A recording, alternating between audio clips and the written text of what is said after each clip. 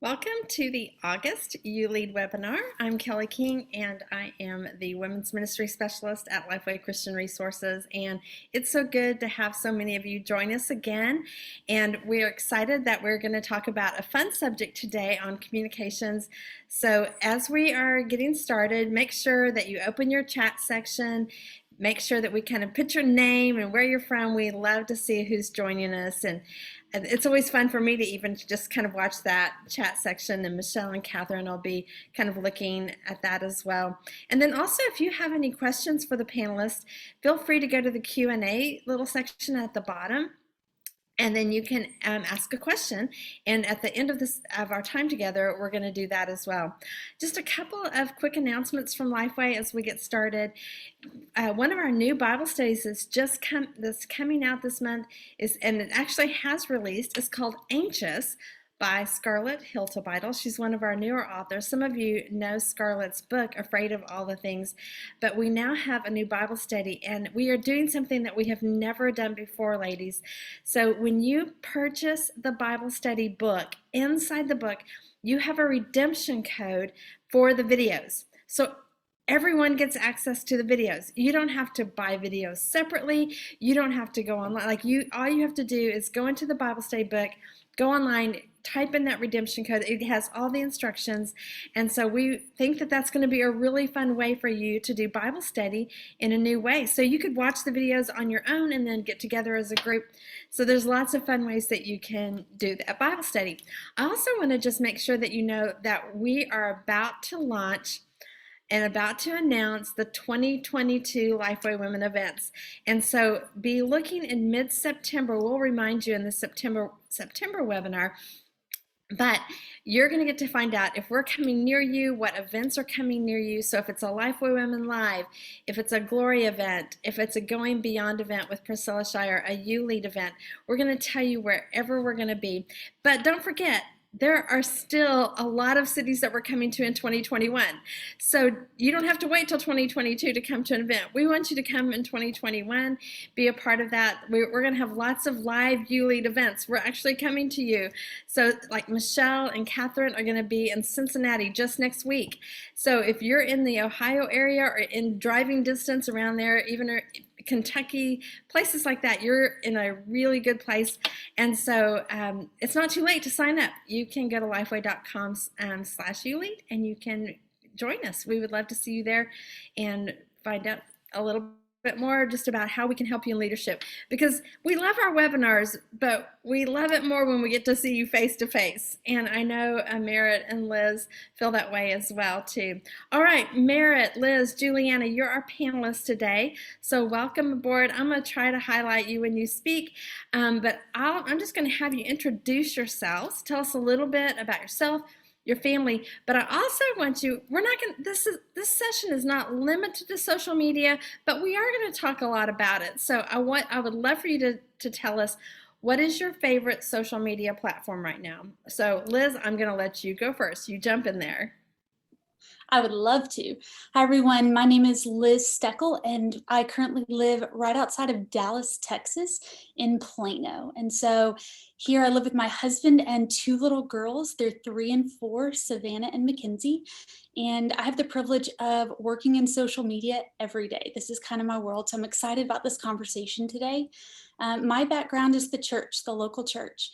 I've had the privilege for almost 18 years now of serving in some capacity with the local church, whether it's been a church plant here in the States, serving overseas as a missionary, or serving on staff as a women's minister at a church here in Dallas. Have just loved being with people and seeing just the diversity of God's church.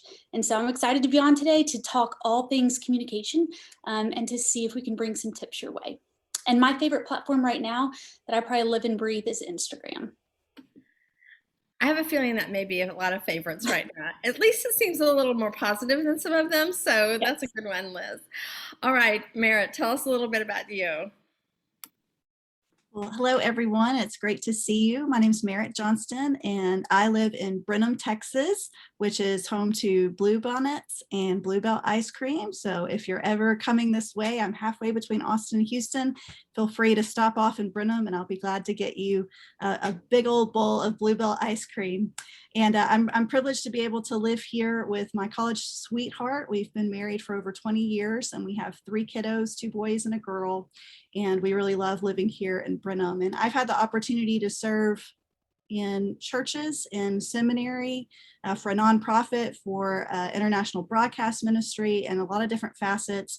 And for the last 2.5 years, I've been really privileged to be able to serve as the Director of Communications and Media for the Baptist World Alliance.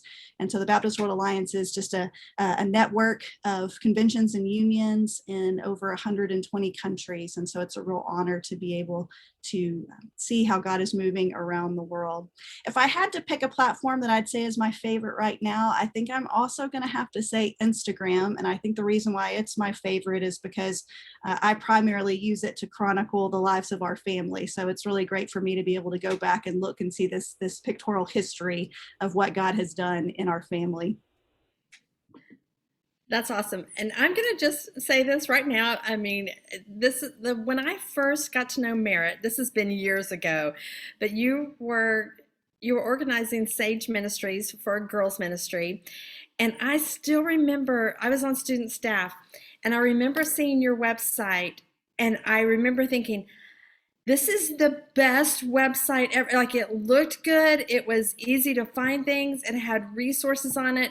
And you were like this gold standard for me. Like, I just remember thinking, if I could be like Merritt, I would hit this new level of communications. So Well, that's really gracious. I just remember that. Well, Juliana, tell us a little bit about you. Hey guys, I'm Juliana. I manage social media for Lifeway Women. So if you have DM'd us on Instagram or sent us a message on Facebook, I'm the person who most likely responded to you. I joined the Lifeway Women team in January of 2020. So it's been a wild 1.5 years for me here at Lifeway. I also oversee all of the blog content for Lifeway Women. And it has been so much fun. So before joining the team at Lifeway Women, I worked for the State Baptist Convention in Tennessee for a little over a year doing communications and childhood missions education. And before that, I worked for about 8 years in social media marketing and public relations. So I have a degree in broadcast journalism and PR, public relations. So yeah, my husband and I live in downtown Nashville, Tennessee, with a dog and a cat, and we are American Ninja Warriors. So that's kind of a fun fact about us, if you've ever watched that show. But yeah, if I had to pick my favorite social media platform, I'd probably have to follow the trend here and say Instagram, but also really Instagram Reels. Most recently, that's where I kind of find myself spending my time, which is kind of Instagram's version of TikTok. So yeah, that's a little bit about me. I'm excited to be here and share with you guys. Well, thanks, Juliana. I still feel like I need you and I in the same room, and you're going to help me learn how to do Reels, because that is something I have not even attempted. I don't know if I'm intimidated, but we're going to talk a little bit about that. But it's always, I feel like social media, one of those things, you're always learning. There's always new platforms, always new things. So that's something that we'll talk a little bit about. But we want to find out from you. So if you're on the webinar today, I'm going to launch our poll, and we're going to ask you a little bit about what social media you use the most. And I'm not asking you in regards to your personal social media platform, but what do you use most in ministry? Like, what do you think has been most effective for you in ministry? So I'm going to launch the poll, and I gave you the choices between Facebook, Instagram, Twitter, TikTok, Snapchat, or you can even say, I don't use social media in your ministry area. You guys are voting fast today. This is fun to see. Sometimes y'all hesitate, but today there's like not a lot of hesitation. This is great. All right, almost all of you have voted too. That's even better. And sometimes it's hard to vote if you're on a phone, so I get that as well. So I'm going to end the poll, and I'm going to share the results. I'm not super surprised, but 82% of you said that Facebook is what you use the most for your ministry, with Instagram being 22%, and even 16% of you just said, I don't use social media. So I think that, maybe you're here today and this is why you're here. You're wanting to learn a little bit more about how you can communicate better to the people in your church, or maybe you have other methods. And so we're going to talk a little bit about that as well. I'm even going to just start off by saying that Facebook is probably the platform I use the most as a group for my ministry, for my women's ministry in my local church. It seems to be where more of my women are right now, and it seems to hit a broader range of ages. So that's just kind of interesting, but communications is a broad topic. And so we're going to start off with kind of a broad question. And Merritt, I'm going to ask you this first question. So because there's different communication channels and there's different methods, let's just start with, why is this important for your ministry? Why is it important for you to know about communications and why you should be using it in the best way? That's a great question. And I think part of what we have to realize is that we're living in the information age. So people are consuming information and receiving communication through various mediums, almost through every waking hour, including the ones, that are at our fingertips. Just, while we've been sitting here, I've received about a dozen notifications. So people are constantly being bombarded with communication. And so not stepping into that space can leave us with little voice and what I feel like sometimes is the cacophony of noise that people face each day. So I think it's important for us to realize that this is the new reality, the new paradigm that we're living in. And so we need to be able to step into that space with the right voice. But however, when I think about communication, why it's so important and why this is what I majored in college and why this has been a huge part of my ministry life for 20 years is because I think it's critical and cultivating connection. And connection to me is this cornerstone to build relationships. If you want to make disciples, that happens most effectively in the context of relationship. So if we see communications as this tool in our tool belt for discipleship, it becomes part of the overall vision and strategy of what we're trying to do within our churches and our communities. So to me, communicating well, it opens the door for greater reach and deeper connection and disciple making. And that's why it's so important to me personally, and why I think it needs to be a value that we really make a priority within our planning. That is what you just said, and I think that leaders need to know this. And I think I'm even going to look at kind of my own, when I talk about your leadership toolbox, I think I have that in there.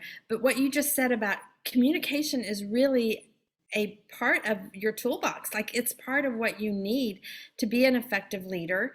It doesn't mean that we have to always be the experts. Like, we're going to talk about how you include other people in that. But Liz, let me ask you this. If it's so important, why is it so hard? I think that's a great follow-up question to what Merritt said. There was a word she said that stuck out that I thought, yes, that's it. She said noise. And when it comes to communication, whether you're online, whether you're in a grocery store or you're at work, there is noise everywhere we look. And something that has challenged us, especially last year with the majority of people being home, is how to be selective about the noise that you're in, how to turn things on and off, but also how do you pierce the noise? How do you step into what feels like busy with an intentional conversation and an intentional message? I had a boss when I was working at Prestonwood a few years ago, and he said two words that stuck with me for the entire 6 years that I worked there. He said, Liz, never forget, words matter. Words matter. Even the flippant ones, even the ones where we just have a quick response, like, they matter because someone's receiving them and they're impacting someone in a way that whether you intend the words to impact them, or sometimes they're indirect and you don't realize. And so he said, Liz, you always need to step back and realize how much your words matter, whether it's one-on-one with a person in person, whether it's online. I see that in my family constantly because we have two little kids that are learning how to speak to one another because they're watching me. I see that online when I'm at work. How are people perceiving what we're posting and how are they interacting with that? And a lot of times, I think right now we forget to think before we speak. And that makes communication really hard. Like, we so badly want to get in the game. We want to be heard. We want whatever it is that we're doing to be seen first, that we forget to listen to our audience. We forget that words matter and less is more. Like less truly is more. And we're going to talk about that some today. But I think those are some of the things that make communication hard, is because it can sometimes feel like a rat race right now, or that you're trying to prioritize what you're trying to say amongst a lot of noise. But there are ways to do it, and there are ways to be heard and get your message across. That's really good, because I do think there is just a lot of noise in communication, and what you said about that. And you also made some good points about how our words matter, not just in the communications like maybe written or visuals, but just our communication with one another, just how we interact with one another. And that's going to be important even in our churches and in our ministries. You know, how are we communicating that one-on-one? Because we're going to talk about the importance of the personal invitation, things like that. Juliana, I'm going to bring you on here too. And I want you to think, because here's the deal. There is a lot of channels out there. There's a lot of ways we can communicate. So when we start looking at that, where do we begin? Like, how do we even, it can be overwhelming is what I'm trying to say. So where do we start? Yeah, I really love what Liz said, that less is more. I think a lot of times whenever we think about communications, we tend to look at all the things and try to do all the things. And what we end up doing as ministry leaders is we spread ourselves too thin. And I think it's so important when you're looking at all the ways to communicate, whether it's social media, whether it's email, whether it's phone calls, text messages, all of these things, look at where your target audience is, because where they are is where you need to be. So look at where they are most active. Is it Facebook? Is it Instagram? Is it email? And really be strategic in your placement, because strategic placement of your communication is going to be more effective than that broad placement, if that makes sense. A couple of years ago, I was working with a marketing client, and there was a new social media platform on the horizon, and they wanted to jump on it, but we had no audience there. And now that social media platform doesn't even exist anymore. And it was almost like standing in an empty room with a megaphone, and no one was there to hear us. So you want to avoid wearing yourself out by doing that sort of thing. So look at where your audience is. Are they on a messaging app? Are they checking their email every day? Maybe it's Facebook. But one of the things that I love that we did right at the beginning of this webinar is survey your audience. Ask them where they are. Also, if you're looking at social media platforms, which, as you guys know, like that's a huge part of my role here at Lifeway Women, and kind of my world now, you can get some incredible data, which I tend to nerd out on that stuff a lot. I'll go to Pew's research, PEWS, just Pew's research, and look at their social media report. And I get very fascinated in like who is using what platform. And that information is completely free to you. And you can see like a majority of the audience that is 30 to 60 years old, they're right there on Facebook. And so just look at where your audience is and go from there. I think that's really Okay. Yeah. Just out of curiosity, because this might be interesting for our people to and our listeners to know, where do you think our audience is with Lifeway Women? Where do you see the most engagement? So for Lifeway Women, I can clearly tell you that it is Instagram first, Facebook second. I actually saw that flip last year, because whenever I joined the team in January of 2020, it was Facebook. Facebook was driving that audience. And then with all the bumps and twists and turns of last year, a lot of those people kind of became a little more disengaged on Facebook, and they're engaging with us more and more on Instagram. Honestly, Twitter is kind of down there for our women. And that's just where we are as Lifeway Women. So I spend a lot more of my energy focusing on Instagram. Yeah, I think I've just seen that in my personal usage as well. You mentioned email, and so I don't think we really talked about that, and I didn't include that in the first poll. But can you quickly just talk about the importance of email? Because I think sometimes we think, oh, people just delete, but there is still, that's a really important communication channel, isn't it? I think it depends on your target audience, but I think it is very important. Email is still a successful way to get a big message out to a broad audience that you can target very directly, you know, if you have their emails. So for me, I love text messaging marketing. That's my generation. I'm a millennial. I'm more likely to answer something that comes from an SMS text than an email. However, I know my mom, who is a different generation than me, loves a good email. She loves those email newsletters. She looks for them, but don't send her something in the mail. So just kind of, again, that knowing who your audience is and where they are. I mean, Lifeway Women, we still do a ton of email marketing. It's still very relevant and very important. So that's not something to be forgotten about. Well, I think too, like people have to respond some way. Whether they delete it, they could keep it in their inbox for however long they want to.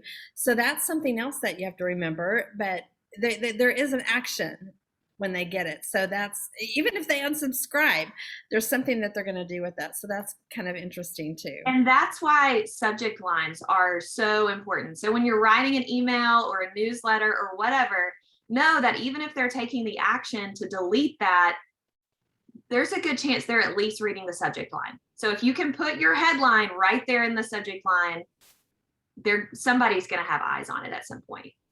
That is great advice. That is really, really good. Okay, Merritt. So one of the things I think that we all want to know too is, do we use them all? Do we just pick one? You know, how do we best do this?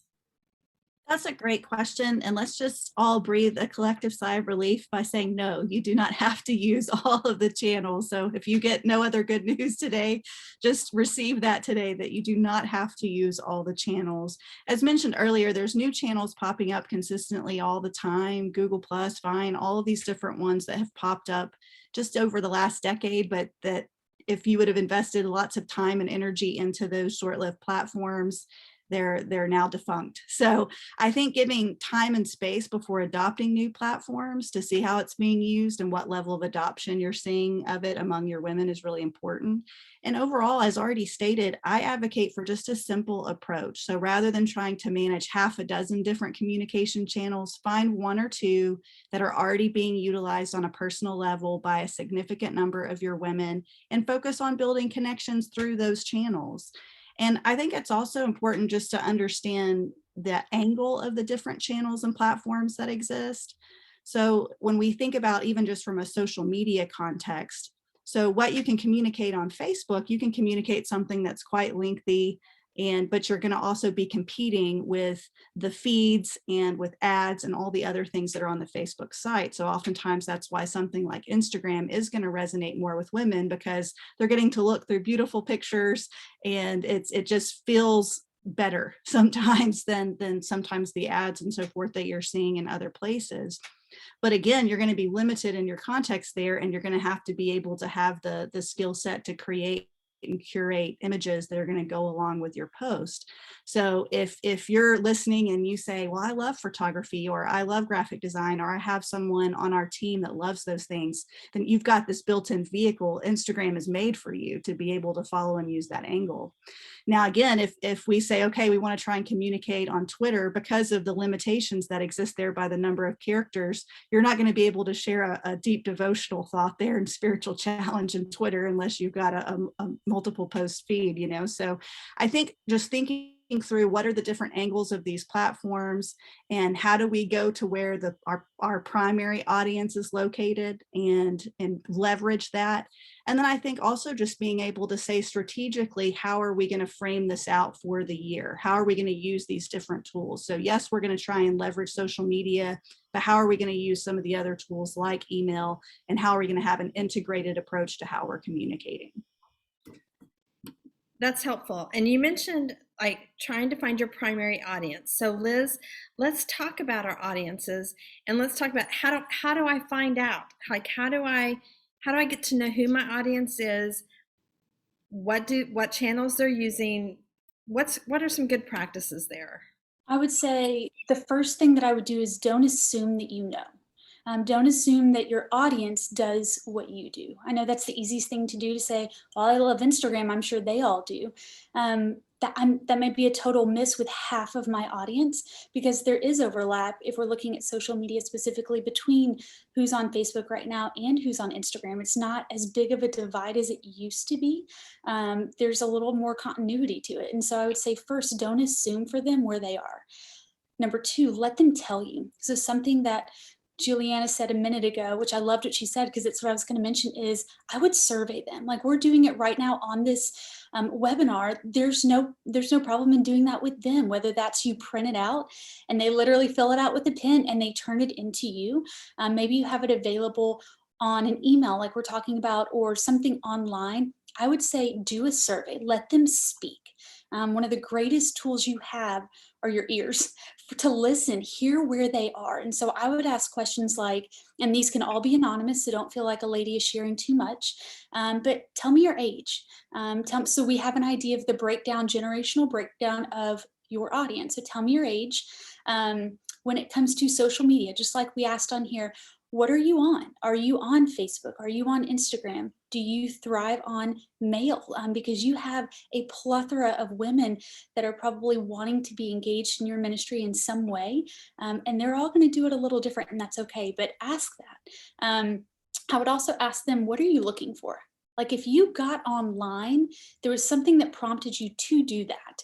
So what are you looking for when it comes to a platform like this? Are you looking for inspiration? Are you looking for announcements and information just of when things are happening? What are you looking for? I would also ask questions like, hey, tell me the time of day that you're online. Are you a morning gal? Are you midday because you know that's your lunch break and that's when you can jump online? Are you in the evening because the rest of your day was too crazy and you want to jump online when people are asleep or your husband's asleep or whatever that may be? What time of day do you find yourself online? Because then you can see a rhythm, and we'll talk about rhythms in a minute. But also I would ask, who do you follow?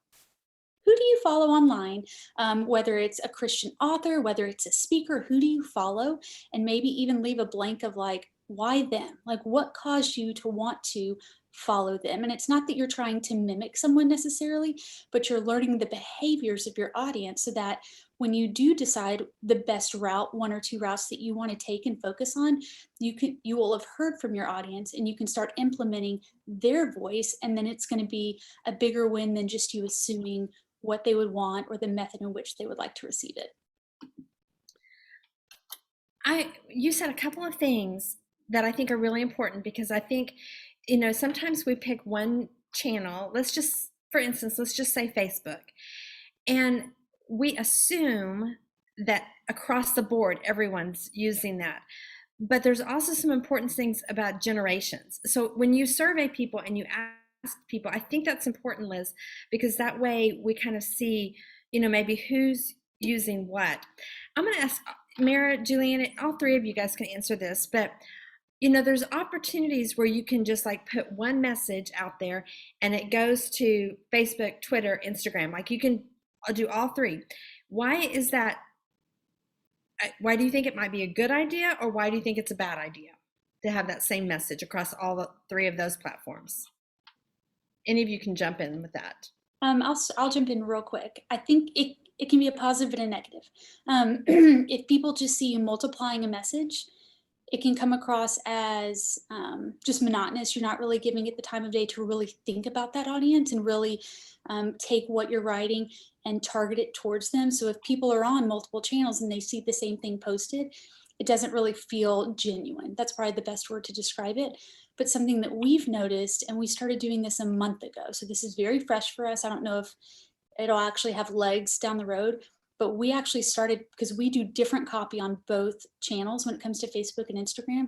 But last month, we started taking the copy that was on Instagram and multiplying it onto Facebook. And we saw our Facebook engagement double in 1 month, because for whatever reason, the copy and the tone and the way we approached that for Instagram resonated with Facebook. And so we haven't really done a long study of it, but it kind of gave us an idea of maybe we could do this, and it helps be efficient. But it is tricky because you don't want to come across as redundant. Yeah, I like what you said there. I think it's important to give each platform value. If I'm a customer, why am I following you on multiple platforms? And one thing that we've found as we're looking at things that perform well is different content performs differently on every single channel.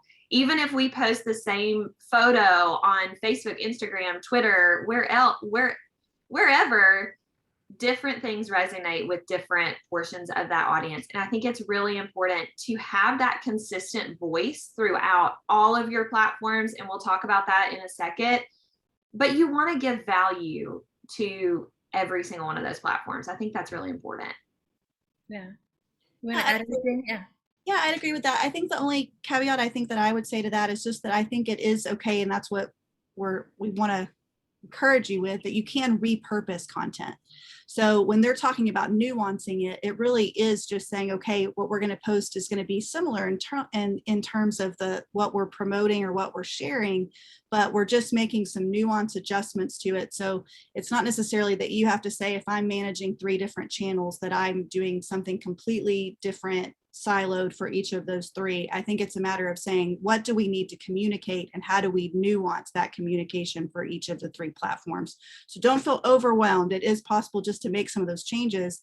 And then as shared, it is possible to see what is resonating with people. So once you've posted that, then you can make adjustments and say, okay, well, this really worked well. So next time I post, I'm going to try and do that again. So I think that gives you the opportunity to kind of mine that data and then use that to apply for more effectiveness moving forward. Yeah. I know even last weekend, Juliana, at the Glory event, you saw a lot of engagement because we were and I mean, it's been so long since we've gotten to do events.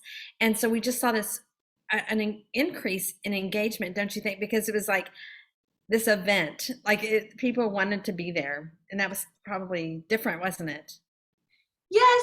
I mean, it definitely was. I think anytime that you can be at something, doing something, and you're kind of sharing that experience with your audience. And that was one of those instances where we were definitely posting a little bit of different content for each platform. And part of that is I'm one person, at trying to do all of these things. Like, that's what I want you guys to understand. Like Merritt was saying, like, it's me, at these events. And so it was a lot of Instagram content, a lot of Instagram stories. And that's where we were also getting the most engagement.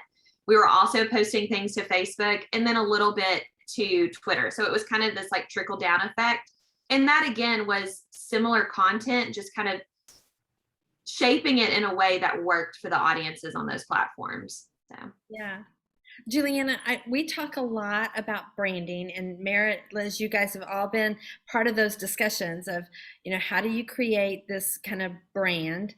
So let's talk about the importance of why you need to have that conversation, but then what does that mean?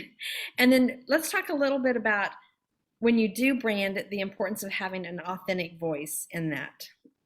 Yeah, so I know whenever I walk into a room and I'm talking to a church leader or ministry leader and I start using words like, what is your brand? What is your voice? People are like, I don't know what you're talking about. So let's think about it this way. What words describe your ministry? What words describe your church, your product, your person, whatever it is? That is your brand. So for us at Lifeway Women, I say Lifeway Women is active. We're authentic, and we're energizing. So those 3 words kind of power the brand and the way that we communicate all across our platform. So whether it's email marketing, whether it's print marketing, whether it's content on the blog or social media, you're going to see that consistency in our brand. Now, the brand is what's going to dictate your voice, which is honestly exactly what it sounds like. How does your brand speak? What words do you use when you speak? So again, kind of going back to that active, authentic, energizing, we use a lot of that verbiage rather than you need to do this Bible study. Let's do this Bible study together. Just those little tiny nuances can have a big impact on just how people kind of engage with your ministry, your event, whatever it is. So that brand voice is really going to help you be consistent in that positioning, in that style, whether you're posting across multiple social media platforms or you're printing out an ad to be published in the local newspaper or in your church bulletin or anything like that.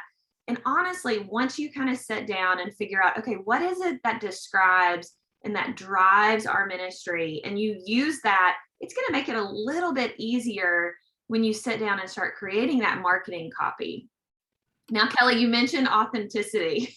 I think that's something that in today's day and age is so incredibly important, because people can see through fluffy marketing copy like that boilerplate information that you copy and paste. People start to see through that. They want to see real voices, real people. They want authenticity. I think that's something that we're hungry for in the church, is that authentic life. And you have to reflect that in your ministry, is just being real, establishing your voice, and being authentic in the tone that you use to communicate on all levels. I think that's really important. I agree with you. And as you were saying that, I was thinking about one of our authors, Ruth Cho Simons, because Ruth really, like, she's very specific about what she posts and how she curates things, even on Instagram, and how she writes things. And so that becomes part of her, who she is, and her voice. And I think she does kind of relay this, like, this is who I am. This is my life. These are the good things about my life, and these are the hard things. Like, I have 6 boys, and there's some things about her as an author that I've seen that happen as well. Merritt, I'm going to ask you too, just to come on and talk a little bit about. And there's some women who are on this webinar, and they're saying, well, you know what, this is all great, but my church really limits me on what I can do. I have to use their Facebook page. I can't, they've told me I can't have my own women's Facebook page. I can only do this. So how do we stay within the systems, and what encouragement would you give those women? Sure. It's really important to align with the church's vision and mission. And it's wise, I think, to ensure that church communications, or ministry communication, has alignment instead of silos. So if you're in an environment where there's a point person, so if that's a person at your church, some of you might have a staff member that's focused on that solely, that's their role or a part of their role, or maybe there's a church administrative assistant or someone that has been given some of those responsibilities. I recommend taking that person to lunch, connecting with them, and just saying, tell me what your goals are. Tell me how your process and systems work for this in deploying communication. And then just make a commitment to them and say, I'm going to get information to you in a timely, consistent way that fits within your system and your process that's being used church-wide. And I want to help you. I want to do everything that I can to make this as easy and as simple for you as possible. And I think if you're listening and you say communications is something I'm really passionate about, maybe it's part of your vocation, maybe it's just something that you've picked up in terms of you've really dived into social media, but you can also say, hey, I'm willing to help put together a team, a church team. And there can be representatives from other ministries in addition to our ministry. And we can come alongside you and help you if there's pieces of that you can delegate out to us, or if there are content pieces that you need help creating. I think it's really important to say, I want to be part of presenting solutions to you that reflect alignment, but also the potential for growth in this area of communications for our church or our ministry. Yeah, I mean, knowing where your church is going and aligning with them. I loved your suggestion too of just maybe even like, is there a committee, or is there a group of people who can kind of work together to develop that communications? I think that's a great idea too.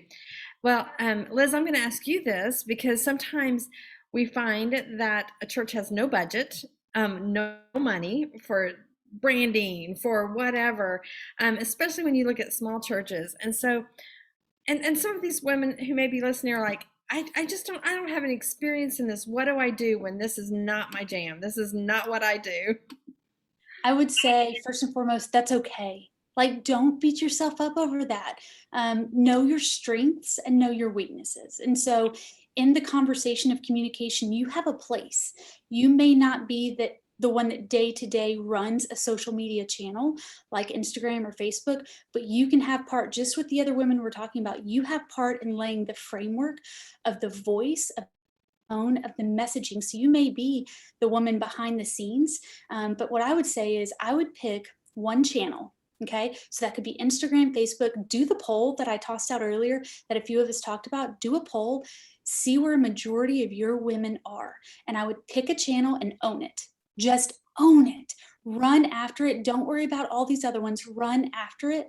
And in that, I'm a big advocate of pulling in one or two or three, however many resources you might have in your community, in your sphere of influence. Pull in what I like to call queen bees. And I mean this in the most positive way. Queen bees, women, girls that have influence within their circles that help drive the conversation of what they're going to attend, what they're interested in, women that other women listen to. There are queen bees everywhere, both in the negative and the positive. Look at the positive ones, and I would befriend them in your church, in your community. It may be a woman that works at a restaurant down the street that you know. It might be a college student that's in your area. That might be the daughter of so-and-so that you know. She's in college right now. She's in her freshman year, and she's studying graphic design. I bet she might like a nice little ministry opportunity where she can practice the skills that God has given her in a way that can reach people for the kingdom. And so none of this has to be perfect. But I would say in developing the brand, don't let a lack of money stop you. Don't let it stop you.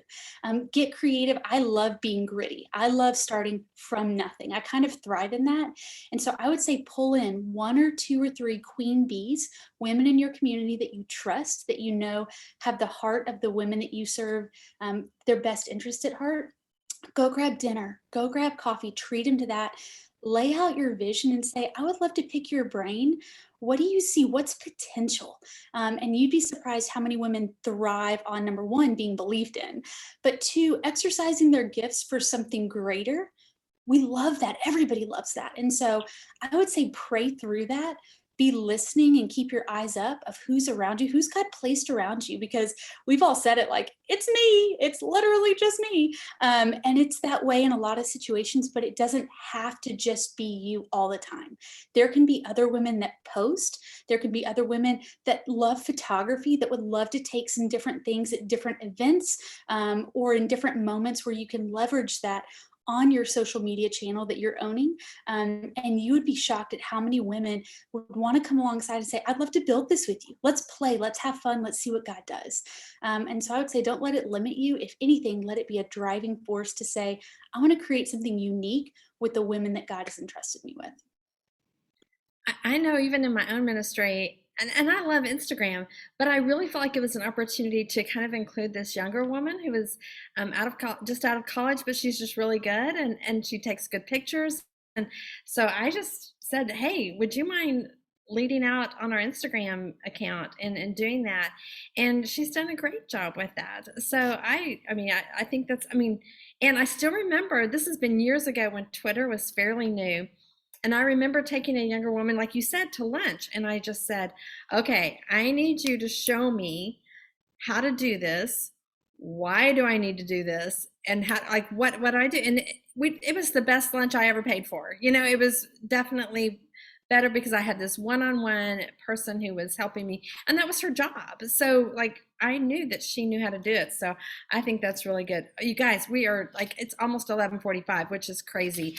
I'm going to launch the second poll real fast. And I know there's some questions coming in, but I think it'd be interesting to find out. We're going to launch a new poll on how much time do you spend on communications in your ministry.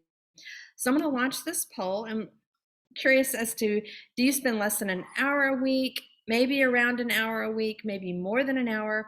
Maybe you have someone else on your team who handles it, or maybe someone from your church handles all the communications. So this will be fun to see how much you guys spend. And I know that a lot of you are in all different kinds of ministry positions.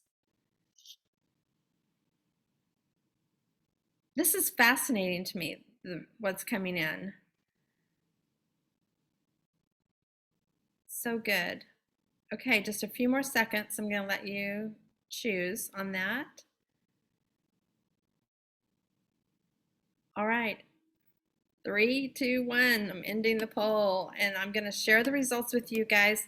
It looks like 25% of you say you spend about less than an hour. 22% say about an hour you spend. 31% of you say that you spend more than an hour. Like that's, this is significant for you. So that's really encouraging, because really our audience today, you all are doing this. But this is a really good like spread of where people are, which I think is really fascinating, because out of the women who are on this webinar, they're just kind of doing a lot of different things. So that's really good. I'm going to have to skip some questions, I know, you guys, because we are running out of time. Michelle, I'm going to go to you real quick and have you ask some of the questions that are coming in, and I'm going to look through what I have left and try to make sure that I capture something that we think is really important. Absolutely. Yes. Okay. So Juliana, I'm going to ask you this first question that came in first, right way back when. But do you think the change from Facebook to Instagram at Lifeway and with Lifeway Women was directly tied to an increased effort and attention that you and the marketing team gave to that activity on Instagram? Or how do you think that shift happened related to COVID? I mean, what? Any idea? I saw that question, and I was excited to have the opportunity to answer it, because as much as I would love to say that it was something I did, it was an observation that I saw about halfway through the year last year. And I think a lot of it just had to do with internet fatigue that people were experiencing. Facebook has a lot more information. You have news outlets. You just have a lot of information that's kind of overwhelming that comes in. And I think, and it's important to point out that Lifeway Women has a different audience than Lifeway. And so this is exclusively for like our women's audience here. It was probably about mid-May, June last year that I just started seeing like a lot more of our DMs, our direct messages, our comments coming in on Instagram. And part of that was like, we have been doing a big effort over the last 6 months just to grow our Instagram reach, to create more beautiful content there, to engage people, doing Instagram lives and unique content for Instagram. But I truthfully think that it was just the result of the cultural climate last year and people kind of getting a little bit tired of Facebook. And that's kind of what we saw just as a result of analytics. And that's not to say that there's still a significant number of people on Facebook. So we're not ignoring that at all. But I just thought that was kind of interesting. I would say I'm a true representation of that, because I found myself using Instagram more because I just wanted to see happy photos and puppies and babies, and I didn't want to read a lot. And as much time as I spent on Zoom and on the computer, I just wanted to see happy images. So, okay, so I'm gonna address the next question to Merritt and to Liz, because it's more related to some church ministry with social media. And one woman, it's how do you integrate your young moms ministry into our women's ministry as a whole? Right now, they each have their own Facebook pages. Is there a benefit to combining those or keeping them separate? The young moms are definitely more interactive on their page. Kind of to also parallel that, I have another question that came in about ideas for engaging senior adult women over 65 and up, who like, do you try to create their own space on social media, or do you try to continue to combine all the women? So go for it. Liz, you want me to go first? Okay, so I would say in terms of something that I've tried to do in terms of a best practice is, because there's already so much competing noise on social media platforms, I think sometimes we think, well, we'll just create our own unique deal for this ministry, that's going to help us connect better with people. but sometimes you're diffusing the amount of vision, the visibility to people. So in my experience, especially for something like the Young Moms Ministry, I would say that it would be great to have a Facebook page for your women's ministry, but consider maybe having a private group for the moms ministry. So there's some positives to that, in the sense that the algorithms and things that Facebook puts in place in terms of what's visible, it's a little bit less restrictive in terms of the group. So it's more likely that they're going to be able to see that content. And especially if it's curated for them, if they go specifically to that group, everything that's there is related to the Young Moms Ministry. But yet if they're going to the page, they're still seeing what's visible. So still promoting the event, still trying to share what's happening in terms of the overall vision of the women's ministry, but then perhaps having some private groups that tackle those niches in terms of ministry. And then in terms of just intergenerationally, I think one of the things that I'm most passionate about is Titus 2. And so I believe wholeheartedly that intergenerational same-gender discipleship is the change agent that the church needs. And so I think when that happens, when you start to develop relationships among the different generations, some of this starts to happen intuitively. That when I'm connected to the women in our church, that I'm like, hey, I want to be able to connect with you on Marco Polo, which is another app that you can use, or I want to be able to do this, and this is how we're going to use it. It's something that you learn together. And then I think it's also possible to still just say, look, there's some tried and true ways to communicate. I still love to get a piece of mail as if it's not a bill. So I still love to get a piece of mail, especially if it's a handwritten one. And so even just in the last couple of weeks, I was talking to a friend that I hadn't talked to in several years, and she was going through some things at her house, and we had a friendship that had developed at college, and we had this tradition at the college that was a candle lighting ceremony, and you could share candles with people. And so my senior year, I had put together these candles, and I had written little notes that went with each of those. It was maybe 3 sentences on each one, and had passed those out for people to come and join me for this ceremony. She still had her little note that had 3 sentences on it. So to me, that tells me there's still a lot of power in saying, if we're going to have something where we're all going to join together, maybe we all just take a 4x6 note card, and everybody on the leadership team sends out a personal invitation, especially to our women in the church that are older, that we know that they're guaranteed to get a special invitation. Good. Liz, do you want to add anything at all? Honestly, a lot of what Merritt said, I completely agree with. I think there are some moments where groups naturally will form on their own. Even at our church, like there's a moms group, there's different things like that. I would say if those pockets already exist and they're healthy, another way to approach it would be kind of that phrase I used a few minutes ago, the queen bees. Have a representative from each Facebook group in some way can always be in contact with you. So maybe it's, let's say you've got 2 or 3 different groups. I'm just making up a number. Let's say once every 3 months, 2 or 3 months, so it's not overwhelming, y'all get together and make sure that every Facebook group leader, whoever wants to be the representative, they have the list of what's coming out, the list of announcements. So even if online they have their own group, everybody's hearing the same thing. Everybody can continue to be shown the overall, let's say it's a Facebook group for the women's ministry, because I mean, everybody's got their own text message group. Like that's gonna naturally happen. And so I think it can go both ways, but just make sure that you're intentional with who is helping spearhead each group so that everybody can have the same communication. Great. There in the chat, there's a list that Catherine put up. Merritt had put together a great list of resources. So the women, you may want to just check that out and look at some of these resources.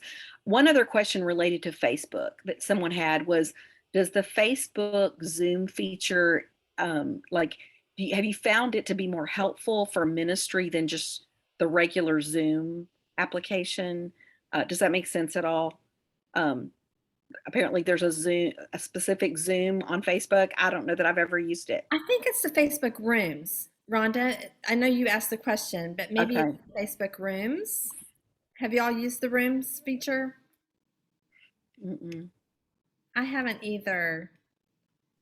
Right, I haven't at this point, but I think it is what you're saying. The idea is to try and create these separate little kind of like Zoom breakout groups that you could have where you could connect from a video kind of standpoint. So it's certainly worth trying. So we would love to hear from you if you've tried something like that and it's worked well for you, especially if Facebook is your primary platform. Yeah. Good. And, I'm just going to say this too. As we're talking, it really kind of dawned on me when we're talking about groups and maybe a Bible study leader has a little Facebook group, whatever. You need to be really careful. Like, you need to be very discerning about what you post, and even prayer requests, even if it's a closed or private group. Sometimes things get out there that maybe someone doesn't want. And so I would just caution our listeners just to be careful of what you do post and maybe setting some guidelines. And we didn't really get a chance to talk about your policies, but it's good to have kind of a social media policy, even as your church. So that's something you might want to consider. But one of the questions at the end, because we only have a few minutes, and I want to hear from all of you, because when we were talking through this seminar and this webinar, you all mentioned there was a scripture or there's a verse that you kind of use as kind of a guide for you when you post. And I just think that would be so interesting for our listeners to hear. Juliana, talk about what you do, and then Merritt and then Liz will have each of you share the scripture that you've talked about. Yeah, Kelly, like you were saying, it's so important, whether it's a ministry or your own personal page, to just think about the words that you're writing or that you're saying, that you're putting out there. And one of the verses that I try to filter everything through is Ephesians 4:29. Let no corrupting talk come out of your mouths, but only that which is good for the building up of others as fits the occasion, that it may give grace to those who hear. And so I try to filter everything through that, just asking myself, is it true? Is it necessary? And does it build someone up? That's awesome. Merritt, you want to go next? Sure. So for me, I definitely love the verse that was just shared. And I also have several other verses that have been meaningful to me in terms of just kind of the litmus test for how to communicate well. And so one of those is Colossians 4:6. So let your conversation be always full of grace, seasoned with salt, so that you may know how to answer everyone. And so when I think through that, there's a couple of words from that jump out to me. One being that your conversation is supposed to always be filled with grace. So regardless of the platform, so if it's just in a day-to-day conversation with someone, if it's in a text, if it's in an email, if it's on a Zoom call, if it is in Bible study, if it's on social media, regardless of where we're communicating, our conversation is always supposed to be filled and full of grace. And I think when we're approaching it with that in mind, it changes what we say 100% of the time. Because if we're not going into it with any preconceived notions, if we're not going into it with any ambition or pride or any of those things that get in the way sometimes because of just our human nature, if we're allowing the Spirit to lead and to go before us and even what we communicate, then it's going to be filled with grace because the Spirit's leading us. And also just realizing how powerful that it has the potential to be. There's that phrase in there, seasoned with salt. When you think about sitting down for a good meal, part of what makes that a good meal is that it was seasoned the right way. So I'm sure you know as a kid, like I can remember how I felt about vegetables as a kid and then how I feel about vegetables now. And a huge part of why I love vegetables now is because I love my little chili lime salt that I put on the vegetables, and it changes the whole experience of eating zucchini for me. And so the same thing I think is true, that whenever we're looking to bring value and spice in the best way possible to someone's life by saying things that are going to be what they need in the moment, that is encouraging, that is uplifting, saying words that matter, it changes things. All right, Liz. Mine is Psalm 19:14, and this is something I preach to myself on a continual basis, and it says, "May the words of my mouth and the meditation of my heart be pleasing to you, O Lord, my rock and my redeemer." And I repeat that because it hits the two things that are the most personal for me. It hits my words and my heart, one of which you can see and hear, and one of which you can't. And so that's very important whenever we're communicating, because it's not only about the what we're saying, but it's the why behind it. And so I always want the Lord, in the most gracious way through the Spirit, to check my heart, like to know the why of what I'm posting. And we don't want to analyze it to the ground to where there's no joy in it. Like, we don't. But I do want the words that I speak to have impact. And on social media or in person, words, they last for years, and they have impact and they have value. And just like I said at the very beginning, words matter. And so I continually, every morning and every night, this verse for years, I've said Psalm 19:14. I love that. I've heard people even just pray that before they begin to open their mouth. And I think we should probably pray that before we write our social media post or before we do that email, but to consider that what we're saying, what is our heart behind it, and really just sharing the gospel with those that God allows us to have influence over. And I do think I just want to make sure that everyone understands too that, you don't have to even do social media to be effective in your communication. If you love people, if you love women, and you have relationships with women, that is going to be so important for you as you make disciples. And so, but we know that the importance of how you get your message across, and how you try to promote a Bible study or an event, that those are, we get that, and we want to encourage you in that. Merritt, Juliana, Liz, this has been so rich. I was looking at my questions, and there were like half of them we did not get to, and we this happens almost every month, but I think it's a conversation we can continue even later. So thanks again for being part of this, and thank you, ladies, for joining us on this webinar. And we will post it on the YouTube channel. Juliana is the one who makes this happen, you guys. She is so great to help us. And she's right in the middle of doing a ton of events. So if this does not happen right away, do not be emailing me about it. Like, we'll get it up there. I promise we will. But thank you so much, Juliana, for all you do at Lifeway Women, and Merritt and Liz. There are two of our great trainers, and you can hear them at events as well. Well, thanks again, and we hope that you'll be with us the next month. It is September 2nd, which is really, really quick, you guys, and we're going to talk about scripture memory and quiet time. This is something that a lot of you ask us about. This is going to be a fun conversation. So we'll be sending you information, and you can register for that next one, but it's September 2nd, coming up fast. All right, thanks everyone.